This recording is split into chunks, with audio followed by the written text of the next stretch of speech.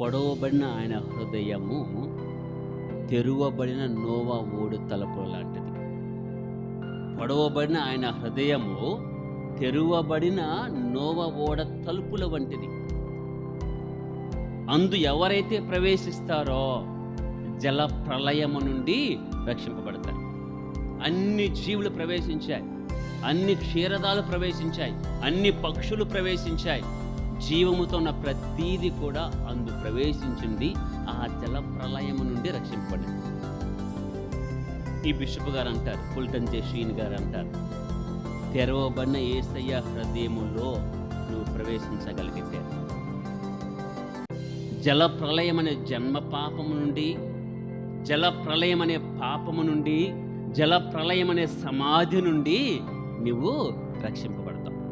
ఆయన అన్నాడు కదా, నేనే ద్వారమునని యోహాను సువార్త 10:9లో.